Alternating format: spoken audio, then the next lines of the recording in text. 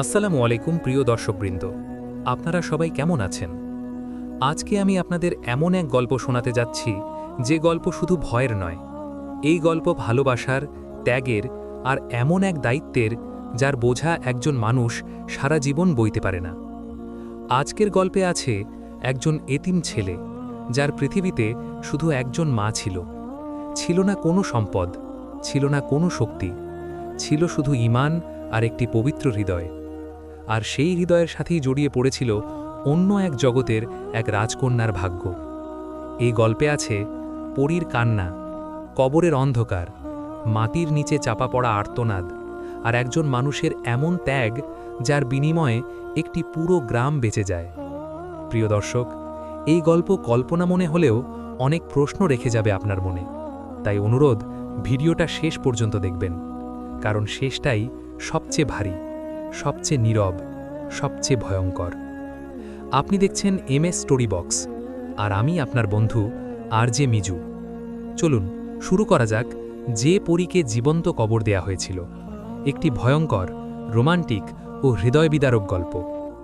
একজন গরিব মাদ্রাসা পড়ুয়া এতিম ছেলের জীবনে হঠাৎ নেমে আসে পরীর রাজ্যের অন্ধকার ছায়া। ভালোবাসা থেকে জন্ম নেয় দায়িত্ব, আর সেই দায়িত্ব থেকে জন্ম নেয় আত্মত্যাগ।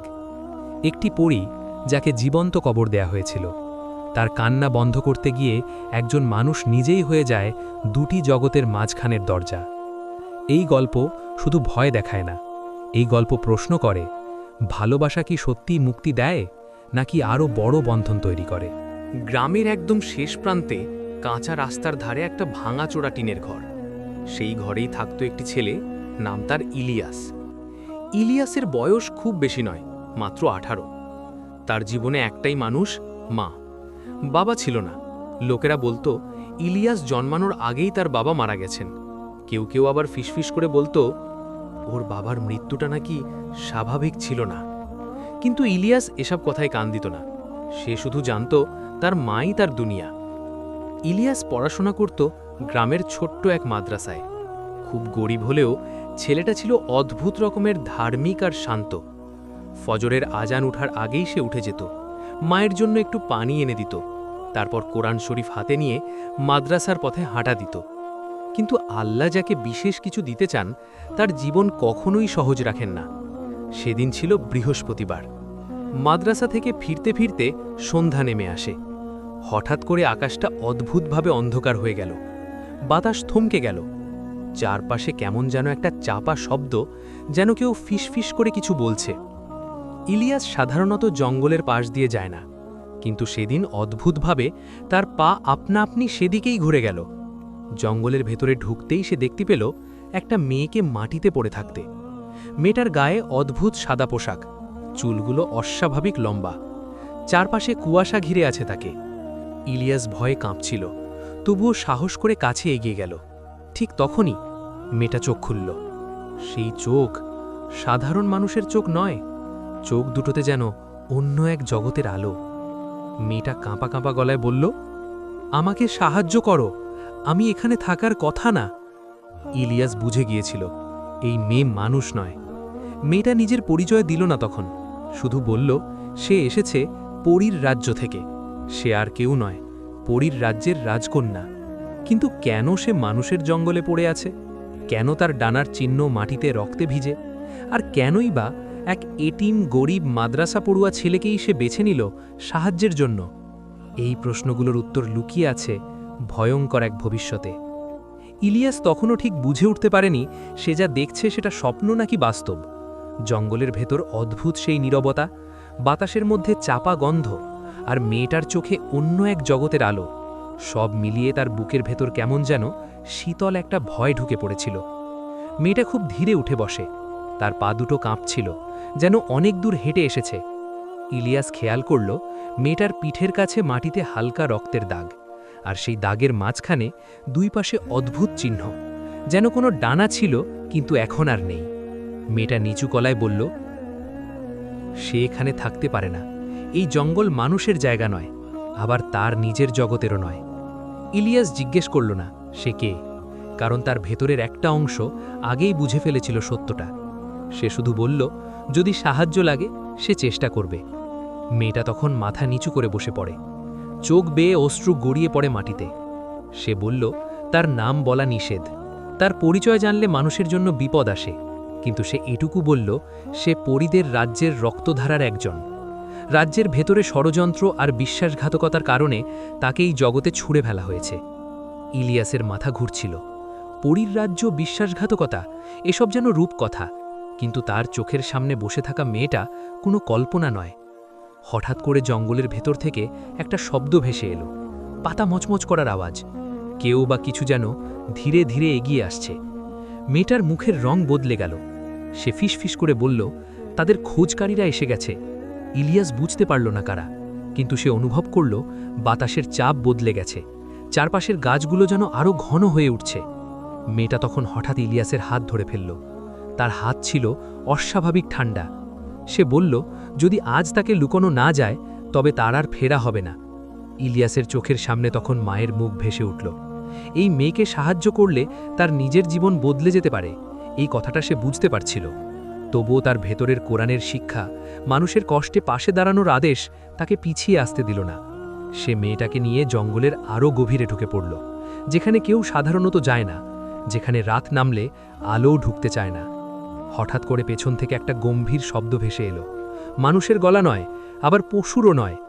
মেয়েটা কাঁপতে কাঁপতে বলল এই শব্দ সে চেনে, এরা সেই প্রহরী যাদের কাজ হলো পালিয়ে যাওয়া পরীদের ধরে নিয়ে যাওয়া। ইলিয়াস তখন বুঝে গেল সে শুধু একজন মেয়েকে নয়, একটা নিষিদ্ধ ভাগ্যকে নিজের কাঁধে তুলে নিয়েছে, আর এই সিদ্ধান্তের মূল্য তাকে খুব শীঘ্রই দিতে হবে। জঙ্গল আরও ঘন হয়ে উঠছিল। ইলিয়াসের নিঃশ্বাস ভারী, বুকের ভেতর ঢকঢক করে শব্দ হচ্ছে। তার হাতে শক্ত করে ধরা মেয়েটার আঙুলগুলো বরফের মতো ঠান্ডা। পেছনের শব্দটা আবার শোনা গেল, এবার আগের চেয়ে কাছাকাছি। পাতা আর শুকনো ডাল ভাঙার শব্দের সাথে মিশে আছে এক ধরনের গম্ভীর গর্জন। মেয়েটা ফিসফিস করে বলল ওরা শুধু দেখতে পায় না, ওরা গন্ধ শোকে, ভয় শোকে। ইলিয়াস নিজের গায়ের চাদরটা খুলে মেয়েটার গায়ে জড়িয়ে দিল। সে জানে না এতে কিছু হবে কিনা, কিন্তু চেষ্টা না করলে তার অন্তর শান্ত হবে না। হঠাৎ করে তারা এসে পৌঁছল জঙ্গলের একদম ভেতরের পুরনো কুয়োর কাছে। এই কুয়ো বহু বছর আগে শুকিয়ে গিয়েছিল। লোকেরা বলতো এখানে রাতে আজান দিলে শব্দ ফেরত আসে না। মেয়েটা থমকে দাঁড়াল, তার চোখে আতঙ্কের সাথে একরাশ দুঃখ। এই জায়গাটা সে চেনে, এই জায়গাতেই পরী আর মানুষের দুনিয়ার মাঝখানে এক ফাটল আছে। ইলিয়াস কিছু জিজ্ঞেস করার আগেই হঠাৎ করে চারপাশের বাতাস ঘুরে দাঁড়াল, মাটি কেঁপে উঠল। কুয়োর ভেতর থেকে কালো ধোয়ার মতো কিছু উঠতে লাগল। তার ভেতর থেকে ধীরে ধীরে 3টে অবয়ব বেরিয়ে এলো। ওদের শরীর মানুষের মতো, কিন্তু মুখ নেই, চোখের জায়গায় শুধু ফাঁকা অন্ধকার। মেয়েটা ইলিয়াসের পেছনে লুকিয়ে পড়ল, তার গলা কাঁপছে। ওরা কথা বলল না, কিন্তু ইলিয়াসের মাথার ভেতর শব্দ ভেসে উঠল। সেই মেয়েটা তাদের সম্পত্তি, তার পালানোর শাস্তি মৃত্যু। ইলিয়াসের বুকের ভেতর কাঁপন ধরল, তবুও সে কাঁপা গলায় বলল এই মেয়ে এখানে আশ্রয় চেয়েছে, আর আশ্রয় চাওয়া কাউকে ফিরিয়ে দেওয়া গুনাহ। এই কথা বলতেই চারপাশের বাতাস যেন থেমে গেল।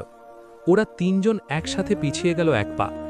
মেয়েটা ফিসফিস করে বলল মানুষের মুখে এই কথা শুনতে ওরা অভ্যস্ত নয়। হঠাৎ করে দূরে আজানের আওয়াজ ভেসে এলো। ইলিয়াস বুঝল মাগরিবের সময় হয়ে গেছে। আজানের ধ্বনি যত জোরালো হচ্ছিল, ওদের শরীর তত ধোয়ার মতো ঝাপসা হয়ে যাচ্ছে। এক মুহূর্তের জন্য ওরা থেমে গেল, তারপর অদৃশ্য হয়ে গেল। জঙ্গল আবার নিস্তব্ধ, কিন্তু ওই নীরবতা স্বস্তির নয়। মেয়েটা ধীরে শ্বাস নিয়ে বলল এই আজান তাকে বাঁচালো। ইলিয়াস তখন বুঝল তার দুনিয়া আর আগের মতো নেই। এখন সে শুধু মায়ের ছেলে নয়, সে এমন এক রহস্যের অংশ যার শেষ হয় জীবনে, নয়তো মৃত্যুর পরেও। আজানের শব্দ মিলিয়ে যেতেই রাত নেমে এলো পুরো জঙ্গলের উপর। চাঁদ উঠেছে, কিন্তু আলো ঠিকমতো পড়ছে না। গাছের পাতার ফাঁক দিয়ে ভাঙা ভাঙা আলো মাটিতে পড়ছে। ইলিয়াস গভীর শ্বাস নিল। তার বুকের ভেতর তখনও সেই ভয়ের ঢেউ থামেনি। মেয়েটা ধীরে ধীরে তার হাত ছেড়ে দিল, কিন্তু দূরে সরল না। সে নিচু গলায় বলল এই জায়গায় আর থাকা যাবে না। প্রহরীরা সরে গেছে ঠিকই, কিন্তু পুরোপুরি হেরে যায়নি। ইলিয়াস মাথা নাড়ল। সে জানে এখন সবচেয়ে নিরাপদ জায়গা একটাই, তার বাড়ি। মায়ের কথা মনে পড়তেই তার বুকটা কেমন যেন শক্ত হয়ে গেল। এই অদ্ভুত মেয়েটাকে বাড়িতে নিয়ে গেলে কি হবে সে জানে না, কিন্তু জঙ্গলে রেখে যাওয়ার সাহসও নেই। দুজন পাশাপাশি হাঁটতে শুরু করল। মেয়েটার হাঁটার ভঙ্গি অদ্ভুত, মনে হয় সে মাটিতে অভ্যস্ত নয়। হাঁটতে হাঁটতে সে বলল, পরীর রাজ্যে সময় মানুষের মতো চলে না। যেই মুহূর্তে সে এখানে পড়ে এসেছে তার রাজ্যে হয়তো অনেক কিছু বদলে গেছে। ইলিয়াস চুপচাপ শুনছিল। সে শুধু বুঝছিল এই মেয়েটা সাধারণ কোনো বিপদে নেই। গ্রামের কাছাকাছি আসতেই কুকুরগুলো হঠাৎ চিৎকার শুরু করল, কিন্তু আশ্চর্যভাবে ইলিয়াসদের দেখে তারা থেমে গেল। কিছু কুকুর মাটিতে বসে পড়ল, মাথা নিচু করে। মেয়েটা ফিসফিস করে বলল, প্রাণীরা সত্য চেনে।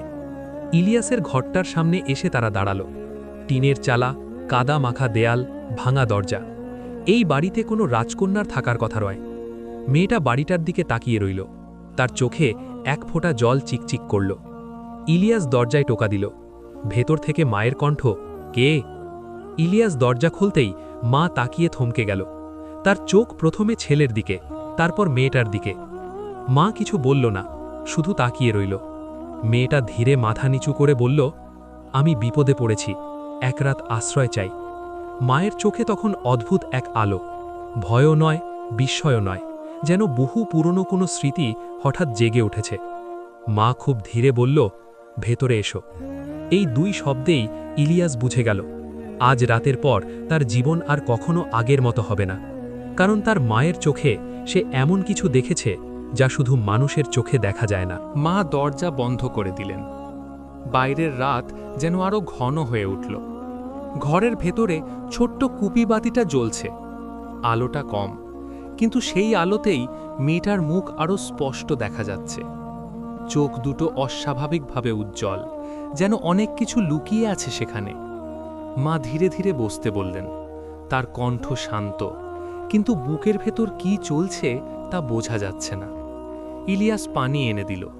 মেয়েটা গ্লাসে ঠোঁট ছোঁয়ালো, কিন্তু পুরোটা খেল না। সে যেন মানুষের খাবারেও অভ্যস্ত নয়। মা প্রশ্ন করলেন না, শুধু একবার বললেন, রাতে কেউ তোমাকে খুঁজতে আসবে? মেয়েটা মাথা নাড়ল, তারপর খুব ধীরে বলল, এই দুনিয়ায় না, কিন্তু অন্য দুনিয়ায় হ্যাঁ। ঘরের বাতাস যেন ঠান্ডা হয়ে গেল। ইলিয়াসের মেরুদণ্ড বেয়ে শীতল একটা অনুভূতি নেমে গেল। মা চোখ বন্ধ করলেন কিছুক্ষণ, তার ঠোঁট নড়ল, কিছু দোয়া পড়ছেন। হঠাৎ বাইরে হালকা একটা শব্দ, মাটিতে কিছু টানার মতো আওয়াজ। ইলিয়াস জানালার দিকে তাকাতে গেল। মেয়েটার সাথে সাথে তার হাত চেপে ধরল। দেখো না। তার কণ্ঠে এবার আদেশ। মা উঠে দাঁড়ালেন। এক কোণে রাখা পুরনো একটা কাপড়ের ব্যাগ খুললেন। ভেতর থেকে বের করলেন একটা ছোট্ট কাগজে মোড়া জিনিস। ইলিয়াস অবাক হয়ে তাকিয়ে রইল। এই জিনিস সে কোনো দিন দেখেনি। মা ফিসফিস করে বললেন, আমি জানতাম একদিন আবার শুরু হবে। মেয়েটা উঠে দাঁড়ালো। তার চোখে এবার ভয় নেই, শ্রদ্ধা। আপনি জানেন? মা মাথা নাড়লেন। অনেক আগে এই গ্রামের নিচেই কিছু একটা চাপা পড়ে আছে। বাইরে এবার স্পষ্ট পায়ের শব্দ, একটা নয়, অনেকগুলো। দরজার ছায়া নড়ে উঠছে। মা শক্ত কণ্ঠে বললেন, যাই হোক, এই ঘর ছাড়বে না কেউ। ইলিয়াস বুঝে গেল, এই রাত শুধু আশ্রয়ের রাত নয়, এটা শুরু এমন কিছুর যার শেষ সহজ হবে না। দরজায় প্রথম আঘাতটা খুব জোরে ছিল না, বরং হিসেব করে দেওয়া, যেন ভেতরের মানুষগুলো ভয় পেয়ে চেঁচিয়ে না ওঠে। মা ইলিয়াসের দিকে তাকালেন, চোখে স্পষ্ট নির্দেশ, চুপ। বাতিটা নিভিয়ে দিলেন তিনি। ঘরটা হঠাৎ অন্ধকারে ডুবে গেল। শুধু জানালা দিয়ে ঢোকা চাঁদের আলোয় ছায়াগুলো নড়ছে। মেয়েটা ধীরে ধীরে মেঝেতে বসে পড়ল। তার ঠোঁট নড়ছে। ভাষাটা ইলিয়াস বোঝে না, কিন্তু বুকের ভেতর অদ্ভুত চাপ অনুভব করে। বাইরে কেউ ফিসফিস করছে, শব্দগুলো মানুষের মতো নয়। দরজার ফাঁক দিয়ে কালো ধোঁয়ার মতো কিছু ঢুকতে চাইছে। মা সঙ্গে সঙ্গে সেই কাগজে মোড়া জিনিসটা খুলে মেঝেতে ছুঁড়ে দিলেন। একটা ঝরঝরে শব্দ। মাটিতে পড়ে থাকা জিনিসটা হালকা আলো ছড়ালো। কালো ধোঁয়া পিছিয়ে গেল। বাইরের আওয়াজ হঠাৎ রাগে বদলে গেল। নখ দিয়ে দরজা আঁচড়ানোর শব্দ। ইলিয়াসের শরীর জমে গেছে। তার জীবনে এত ভয় কোনো দিন আসেনি।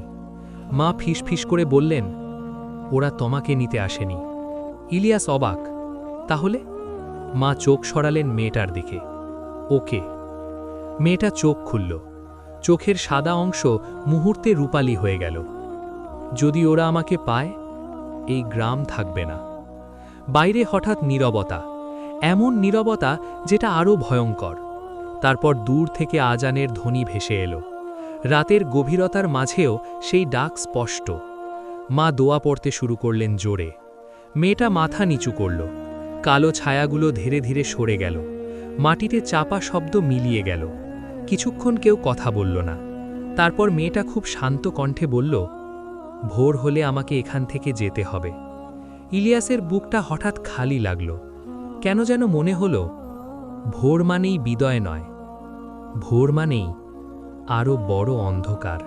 ভোরের অজান শেষ হওয়ার আগেই মেয়েটা উঠে দাঁড়াল। চাঁদের আলো তখন ফিকে, আকাশ ধূসর হয়ে আসছে। মা ইলিয়াসকে ইশারা করলেন কুয়োর পাশের দরজাটা খুলতে। ওটাই গ্রাম থেকে বেরোনোর পুরনো পথ। অনেক বছর কেউ যায় না। মেয়েটা হাঁটতে গিয়ে হঠাৎ থেমে গেল। মাটিতে তার পায়ের ছাপ পড়ছে না।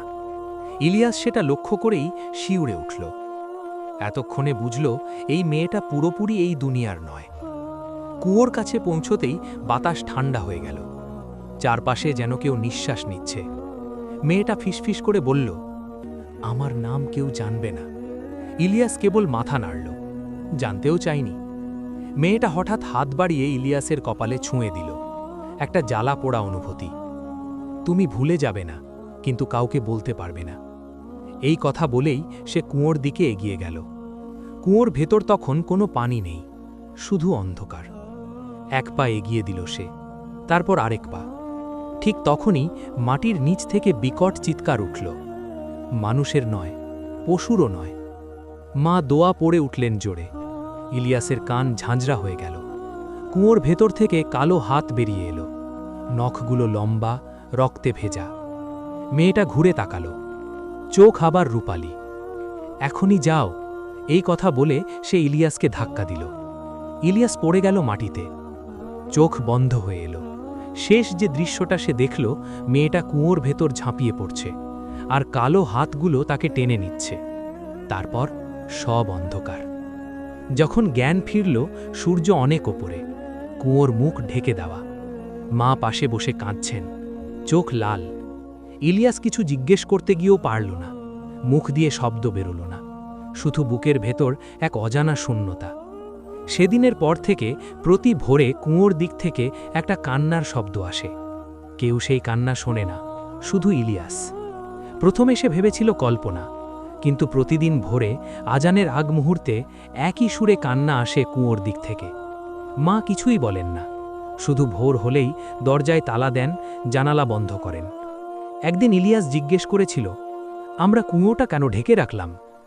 মা তাকিয়েছিলেন এমনভাবে যেন ওই প্রশ্নটাই নিষেধ। ওটা ঢেকে রাখা হয়নি, ওটা আটকে রাখা হয়েছে। সেদিনের পর ইলিয়াস আর প্রশ্ন করেনি। মাদ্রাসায় পড়ার সময়ও তার মন থাকে কুয়োর দিকে। শিক্ষক পড়ান, কিন্তু কানে ভেসে আসে ফিসফিস। রাতে ঘুম ভাঙে হঠাৎ। স্বপ্নে সে দেখে একটা সাদা হাত অন্ধকার ভেদ করে তার দিকে বাড়ছে। হাতটার কণ্ঠ নেই, কিন্তু চোখ আছে। এক রাতে কান্না থেমে গেল হঠাৎ করেই। ইলিয়াসের বুক ধড়ফড় করতে লাগল। যে কান্না থেমে যায় তা ভালো লক্ষণ নয়। ঠিক সেই রাতেই গ্রামের কুকুরগুলো চিৎকার শুরু করল, একটার পর একটা। বাতাস ভারী হয়ে উঠল। মনে হচ্ছিল আকাশ নেমে এসেছে মাটিতে। ইলিয়াস জানালার ফাঁক দিয়ে তাকালো। কুয়োর কাছে একটা ছায়া দাঁড়িয়ে, লম্বা, ভাঙা ডানার মতো কিছু ঝুলছে পিঠে। হঠাৎ ছায়াটা মুখ তুলল, রূপালী চোখ। ইলিয়াসের গলা শুকিয়ে গেল। সে নাম নিল না, কিন্তু চিনে ফেলল। ছায়াটা হাত তুলল। মাটির নিচ থেকে শব্দ উঠল। মাটির নিচে কিছু নড়ছে। দরজার সামনে পায়ের শব্দ, ধীরে, খুব ধীরে। মা উঠে দাঁড়ালেন। হাত কাঁপছে, তবু কণ্ঠ শক্ত। ওরা এসেছে শেষ হিসাব নিতে। বাইরে থেকে এক কণ্ঠ ভেসে এলো, নরম কিন্তু ভেতরে আগুন। যে প্রতিশ্রুতি ভাঙে তার রক্তেই দরজা খুলতে হয়। ইলিয়াসের মাথার ভেতর একটা কথাই ঘুরছে, এই গল্প এখনও শেষ হয়নি, বরং এখনই শুরু। দরজায় আরেকটা আঘাত পড়ল। এইবার আগের মতো নয়, এইবার কাঠ কেঁপে উঠল। মা ধীরে ধীরে মেঝেতে হাঁটু গেড়ে বসলেন। তার ঠোঁট কাঁপছে, কিন্তু দোয়া থামছে না। ইলিয়াসের চোখ পড়ল মাটিতে। কুয়োর মুখ ঢাকার মাটি ফেটে চির ধরেছে। চিরের ভেতর থেকে ঠান্ডা বাতাস বেরোচ্ছে, আর সেই বাতাসে ভেসে আসছে পরিচিত গন্ধ, বৃষ্টির পর ভেজা ফুলের গন্ধ। দরজার বাইরে কণ্ঠটা আবার শোনা গেল, এবার আরও কাছ থেকে, ওকে ফেরত দাও। ইলিয়াস হঠাৎ বলে উঠল, সে তো আর এখানে নেই। এক মুহূর্তের নীরবতা, তারপর হালকা হাসি। সে কখনোই এখান থেকে যায়নি। মাটির চিরটা বড় হলো, কালো হাত বেরিয়ে এলো, কিন্তু এবার হাতের আঙুলের রূপার আংটি। ইলিয়াসের বুক ধক করে উঠল। এই আংটিটা সে আগেও দেখেছে, সেই রাতে, যেদিন মেয়েটা তার কপালে ছুঁয়েছিল। হঠাৎ মাটির নিচ থেকে কণ্ঠ ভেসে এলো, দুর্বল কিন্তু স্পষ্ট, ইলিয়াস! এই একটা মাত্র শব্দে তার শরীর অবশ হয়ে গেল। মা চিৎকার করে উঠলেন, কান বন্ধ করো, ওটা ও না। কিন্তু ইলিয়াস জানত, এই কণ্ঠ সে ভুলতে পারেনি। মাটির ভেতর থেকে আলো বেরোতে শুরু করল, সাদা, নীল, রূপালি। কালো হাতগুলো পিছু হটল। দরজার বাইরে দাঁড়ানো ছায়া চিৎকার করে উঠল, না, তুমি পারবে না। একটা রূপালি অবয়ব মাটির ফাটল ভেদ করে উঠে এলো, ডানা ভাঙা, চোখে জল। ইলিয়াসের দিকে তাকিয়ে সে বলল, আমি কথা দিয়েছিলাম, ভোর মানেই শেষ নয়। মা কাঁদতে কাঁদতে মাথা নত করলেন। তিনি বুঝে গেছেন, যেটা শুরু হয়েছে সেটা থামানো যাবে না। কারণ যে পরী একবার মানুষের হৃদয়ে আশ্রয় নেয়, সে আর কোনো রাজ্যের থাকে না। আর সেই রাতেই গ্রামের মাটি প্রথমবারের মতো রক্ত নয়, আলো পান করল। কিন্তু দূরে, খুব দূরে, অন্য কোনো অন্ধকার এই আলো দেখে জেগে উঠল। আলো ধীরে ধীরে নিভে গেল, কিন্তু অন্ধকার ফিরে এলো না। কুয়োর জায়গায় এখন আর গর্ত নেই, সেখানে দাঁড়িয়ে আছে সে, ডানা ভাঙা, মাটিতে ঝুলে আছে, চুলে মাটি আর রক্তের দাগ, কিন্তু মুখে শান্তি। ইলিয়াস এক পা এগোলো, তার পা কাঁপছে, কিন্তু মন থামে না। মা ফিসফিস করে বললেন, আর এগোও না, ও এখন দুই জগতের মাঝখানে। পুরী ধীরে মাথা তুলল, তার চোখে আর ভয় নেই, আছে গভীর ক্লান্তি। আমি বেশিক্ষণ থাকতে পারবো না। তার কণ্ঠে বাতাস কেঁপে উঠল। ঘরের দেওয়ালে অদ্ভুত ছায়া নাচতে লাগল। ইলিয়াস জিজ্ঞেস করল, ওরা আবার আসবে? পরি মাথা নাড়ল। ওরা কখনো যায় না, ওরা শুধু অপেক্ষা করে। মাটির নিচ থেকে হালকা কাঁপুনি শুরু হলো। গ্রামের মসজিদের মিনার কেঁপে উঠল। মা কেঁদে বললেন, আমার ছেলেটাকে বাঁচাও। পরি এক মুহূর্ত চুপ করে রইল, তারপর ইলিয়াসের দিকে তাকিয়ে বলল, এর দাম আছে। ইলিয়াস একটুও দেরি করল না, যা লাগে নাও। পরি হাসল, এই হাসিতে আনন্দ নেই, বিদায় আছে। তোমাকে আমার নাম বহন করতে হবে, মানুষের ভেতর থেকেও মানুষ থাকবে না। হঠাৎ আকাশ কালো হয়ে গেল, ছায়া নয়, দূরে আগুনের মতো চোখ জ্বলে উঠল, একটার পর একটা। মা চিৎকার করলেন, না, এখনই না। পরি ডানা মেলে ধরল, ভাঙা ডানা থেকেও আলো বেরোল। এই আলোতেই তুমি বাঁচবে, কিন্তু একা। সে ইলিয়াসের বুকে হাত রাখল। বুকের ভেতর কিছু ঢুকে গেল, আগুন আর ঠান্ডা একসাথে। ইলিয়াস চিৎকার করল, তার কণ্ঠ মানুষের মতো রইল না। যখন সব থেমে গেল, পরি আর নেই, শুধু বাতাসে ভাসছে একটা শেষ কথা, যেদিন তুমি আমাকে ডাকবে, সেদিন এই গ্রাম থাকবে না। মা মাটিতে লুটিয়ে পড়লেন। ইলিয়াস দাঁড়িয়ে রইল, চোখে অদ্ভুত আলো। সেই ভোরে গ্রামের মানুষ প্রথম দেখল একজন মানুষ যার ছায়া নেই। সেই দিন থেকে ইলিয়াস বদলে গেল। গ্রামের মানুষ প্রথমে খেয়াল করেনি, কিন্তু ধীরে ধীরে সবাই বুঝতে শুরু করল, ছেলেটার চারপাশে কিছু একটা ঠিক নেই। রোদে দাঁড়ালেও তার পায়ের পাশে কোনো ছায়া পড়ে না। কুকুররা তাকে দেখলে চুপ করে যায়, পাখিরা উড়ে যায় দিক বদলে। মাদ্রাসার শিক্ষক একদিন কাঁপা গলায় বলেছিলেন, ইলিয়াস, তুমি কি অসুস্থ? ইলিয়াস কিছু বলেনি, কারণ সে জানত তার ভেতরে এখন আর শুধু মানুষ নেই, রাতে মা তাকে ধরে কাঁদেন। ছেলেদার কপাল ঠান্ডা, কিন্তু বুকের ভেতর আগুন। এক রাতে ইলিয়াসের ঘুম ভাঙল নিজের নাম শুনে। কোনো কণ্ঠ নেই, সরাসরি মাথার ভেতর শব্দ, চল, সময় হয়ে গেছে। সে উঠে বাইরে এলো। গ্রাম ঘুমাচ্ছে, কিন্তু বাতাস জেগে আছে। কুয়োর জায়গায় এখন একটা কালো চিহ্ন। মাটি সেখানে আর ঘাস ধরেনি। ইলিয়াস সেখানে দাঁড়াতেই মাটির নিচ থেকে ফিসফিস, ওরা জেগেছে। হঠাৎ দূরে আগুনের চোখগুলো আবার দেখা গেল, এইবার আরও কাছাকাছি। আকাশ ফেটে একটা বিকট শব্দ হলো। মনে হলো আকাশ নয়, কোনো দরজা খুলছে। ইলিয়াসের বুকের ভেতর জ্বালা শুরু হলো। সে হাঁটু গেড়ে বসে পড়ল। তার কণ্ঠ নিজের অজান্তেই বেরিয়ে এলো, আমি প্রস্তুত। মাটির ভেতর থেকে আলো উঠল, রূপালি রক্তমাখা আলো। সেই আলোর ভেতর একটা ছায়া দাঁড়িয়ে। ডানা ভাঙা নয় আর, ডানা কালো, চোখে জল নেই, আগুন। ইলিয়াস বুঝে গেল, এইবার সে আর বাঁচতে আসেনি, সে এসেছে নিতে। গ্রামের দিকে তাকিয়ে ছায়াটা বলল, একটা জীবন বাঁচাতে একটা গ্রাম দিতে হয়। ইলিয়াস চোখ বন্ধ করল। তার ভেতরের আলো কেঁপে উঠল। আর ঠিক তখনই গ্রামের মসজিদ থেকে ভেসে এলো আজান। শব্দটা ছায়াকে থামিয়ে দিল। ছায়া চিৎকার করল, এই নামটা এখনো কেন বেঁচে আছে? ইলিয়াস চোখ খুলল। এইবার তার চোখে রূপালি নয়, গাঢ় অন্ধকার। সে ধীরে বলল, যতক্ষণ এই ডাক থাকবে ততক্ষণ আমি একা নই। বাতাস কেঁপে উঠল, ছায়া পিছু হটল, কিন্তু যাওয়ার আগে একটা কথা ফেলে গেল, পরের ভোরে রক্ত না পড়লে দরজা নিজে থেকেই খুলে যাবে। ইলিয়াস দাঁড়িয়ে রইল। ভোর আসছে, আর সে জানে এই গল্পের সবচেয়ে ভয়ঙ্কর অংশ এখনো বাকি। ভোর আসলো, কিন্তু আলো নিয়ে নয়।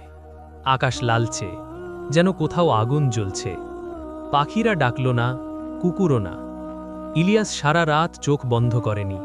তার বুকের ভেতর ধুকধুক নয়, গর্জন। মা ফজরের নামাজ শেষে উঠে দাঁড়ালেন। ছেলের দিকে তাকিয়ে হঠাৎ থেমে গেলেন। ইলিয়াসের চোখের নিচে কালো দাগ, মুখে অচেনা শান্তি। মা কাঁপা গলায় বললেন, তুই আজ বাইরে যাবি না। ইলিয়াস মাথা নাড়ল।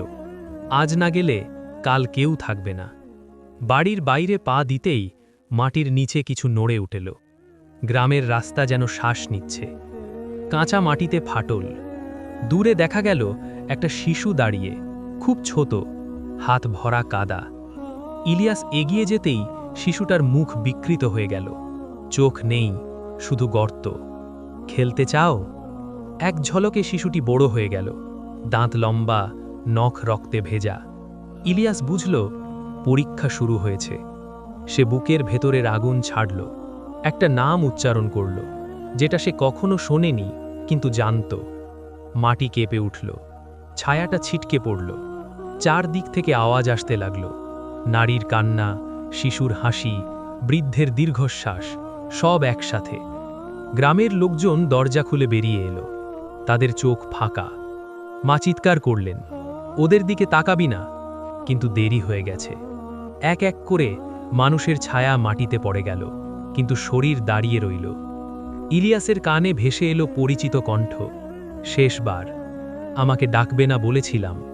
ইলিয়াস ফিসফিস করে বলল, আমি ডাকছি না, আমি বিদায় নিচ্ছি। আকাশে কালো ফাটল দেখা দিল। সেই ফাটলের ভেতর অজস্র চোখ। গ্রাম কাঁপছে। মা দৌড়ে এসে ইলিয়াসকে জড়িয়ে ধরলেন। কাঁদতে কাঁদতে বললেন, তুই আমার সব। ইলিয়াস প্রথমবার কাঁদল। এক ফোঁটা জল মাটিতে পড়ল, আর সেই এক ফোঁটা জলেই মাটি চিৎকার করে উঠল। কারণ এটা ছিল মানুষের জল, আর মানুষের জল সব দরজা বন্ধ করতে পারে। ফাটল ধীরে ধীরে বন্ধ হল, চোখগুলো মিলিয়ে গেল। গ্রাম নিস্তব্ধ। ইলিয়াস মায়ের কোলেই ঢলে পড়ল। শ্বাস আছে, কিন্তু হালকা। সূর্য উঠল। গ্রামের লোকজন বুঝল, আজ তারা বেঁচে গেছে। কিন্তু কেউ খেয়াল করল না, ইলিয়াসের বুকের ভেতরের আলো এখন আর জ্বলছে না।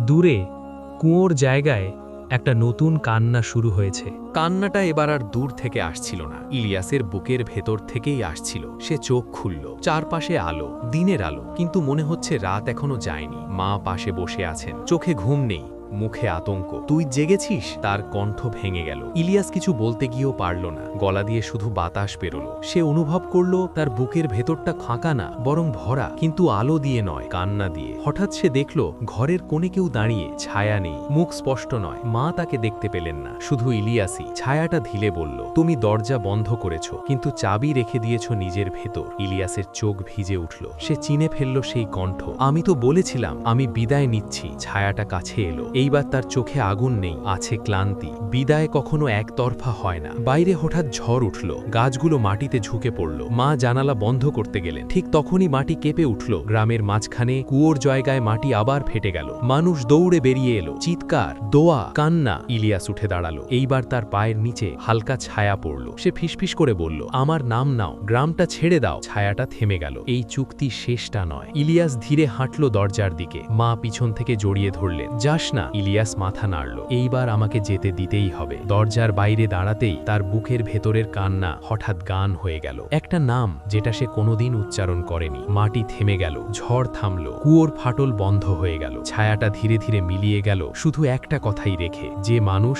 আলো আর অন্ধকার দুটাই বয়ে বেড়ায়, সে কখনো পুরো মানুষ থাকে না। ইলিয়াস দাঁড়িয়ে রইল, মা পিছনে কাঁদছেন। সূর্য পুরো উঠেছে, কিন্তু ইলিয়াস জানে আজ গ্রাম বেঁচেছে, আর সে আর কোনোদিন আগের মতো হবে না। কারণ কিছু কান্না একবার শোনা গেলে আর কখনো চুপ করে না। সেই দিনের পর গ্রামটা ধীরে ধীরে স্বাভাবিক হতে শুরু করল। মানুষ হাসল, বাজার বসল, আজানের শব্দ আগের মতোই ভেসে এলো। কিন্তু ইলিয়াসের ভেতর কিছুই স্বাভাবিক হলো না। সে আর আগের মতো ঘুমোতে পারে না। ঘুম এলেই সে দেখে মাটি ভেজা, নখে কাদা, আর অসংখ্য মুখ নিচ থেকে তাকিয়ে আছে। মা বুঝতে পেরেছেন ছেলেকে বাঁচিয়ে রেখেছেন ঠিকই, কিন্তু ফিরিয়ে আনতে পারেননি। এক রাতে ইলিয়াস চুপচাপ উঠল। মা ঘুমাচ্ছেন ভেবে দরজা খুলল ধীরে। গ্রামের শেষ প্রান্তে পুরনো কবরস্থান, যেখানে কেউ যায় না। সেখানে দাঁড়াতেই মাটির নিচ থেকে চাপা শব্দ, যেন কেউ কাঁদছে, কিন্তু কান্না নয়, অভিযোগ। ইলিয়াস হাঁটু গেড়ে বসে পড়ল, তার কপাল মাটিতে ছুঁল। আমি তোমাদের ভুলিনি। মাটি কেঁপে উঠল। একটার পর একটা কবরের মাটি নড়তে লাগলো, কিন্তু কেউ উঠে এলো না, শুধু শব্দ। হঠাৎ তার পিঠে ঠান্ডা হাত। ইলিয়াস ঘুরল না। আমি জানতাম তুমি আসবে। এই কণ্ঠ সে শোনেনি, কিন্তু চিনেছে। পরি দাঁড়িয়ে, এইবার তার ডানা নেই, সে মানুষের মতো, চুল খোলা, চোখ গভীর, কণ্ঠে দুঃখ।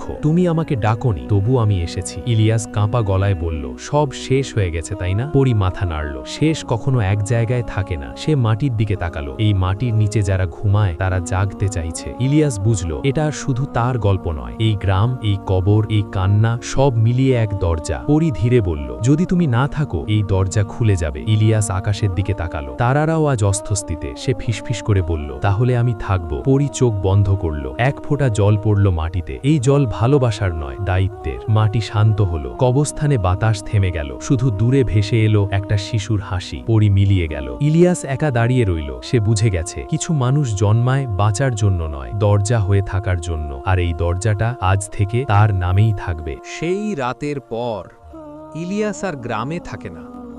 মানুষ ভাবে সে শহরে পড়তে গেছে, কেউ বলে পাগল হয়ে পালিয়েছে, কিন্তু সত্যটা কেউ জানে না। প্রতি পূর্ণিমায় ইলিয়াস ফিরে আসে। কবরস্থানের ধারে কুয়োর পুরনো জায়গায় সে বসে থাকে একা। তার সামনে জলে একটা ছোট আলো, আগুন নয়, মোমবাতিও নয়, ওটা নিঃশ্বাস নেয়। এক রাতে একজন পথ ভোলা লোক তাকে দেখেছিল। লোকটা বলেছিল, ভাই, এখানে বসে আছো কেন? ইলিয়াস তাকিয়েছিল তার দিকে। চোখে ভয় নেই, কিন্তু শান্তিও নেই। লোকটা দৌড়ে পালিয়েছিল, কারণ ইলিয়াসের পিছনে দুটি ছায়া পড়ছিল, একটা মানুষের আর একটা ডানাওয়ালা। মা অনেক দিন বেঁচে ছিলেন, ছেলেকে আর দেখেননি। মরার আগে শুধু বলেছিলেন, আমার ছেলে আলো হয়ে থাকুক, অন্ধকার হয়ে নয়। ইলিয়াস সেই দোয়া শুনেছে সব সময়। এক রাতে পরি আবার এলো। এইবার তার মুখে কোনো দুঃখ নেই। সময় শেষের দিকে। ইলিয়াস জিজ্ঞেস করল, গ্রাম? পরি মাথা নাড়ল।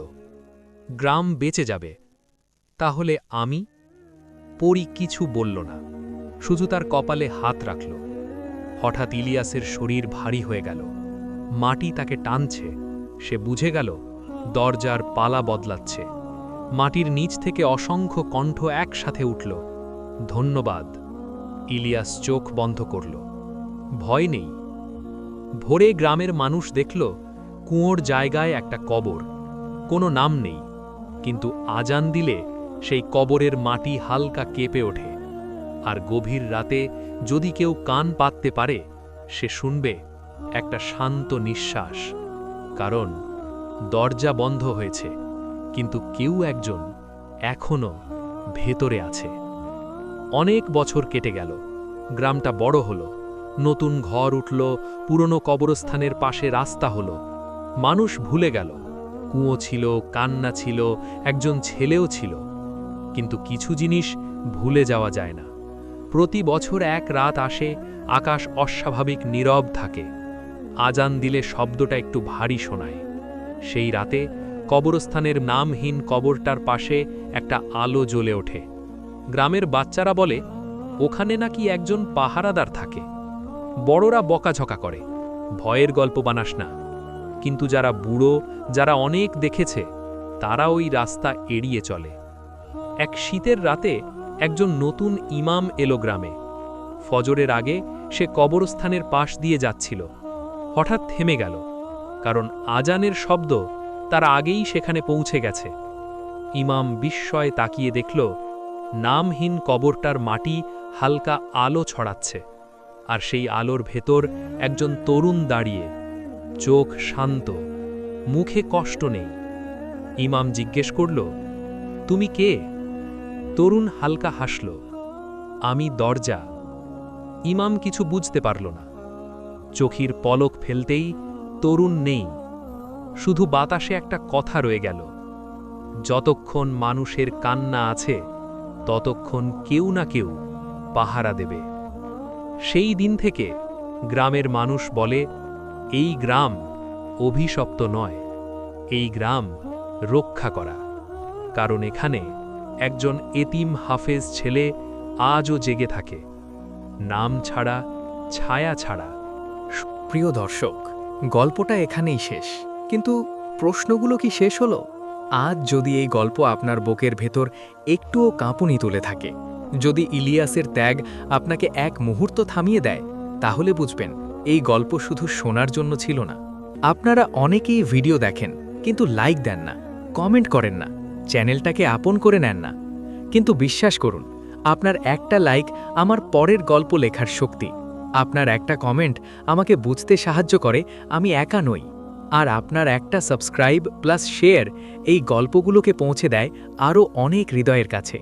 আপনি যদি সত্যিই এই গল্পটা অনুভব করে থাকেন, তাহলে দয়া করে এখনই ভিডিওতে লাইক দিন, আপনার অনুভূতি কমেন্ট করুন, চ্যানেলটি সাবস্ক্রাইব করে পাশে থাকা বেল আইকনটা চাপুন, আর প্রিয় মানুষদের সাথে শেয়ার করুন। আমি আরজে মিজু আপনাদের ভালোবাসা নিয়েই এমএ স্টোরি বক্সে আরও ভয়ঙ্কর, আরও আবেগী, আরও গভীর গল্প নিয়ে ফিরে আসব ইনশাআল্লাহ। পরের গল্পে দেখা হবে। আর মনে রাখবেন, কিছু কান্না কবরের নিচে থেকেও চিরকাল শোনা যায়। আল্লাহ।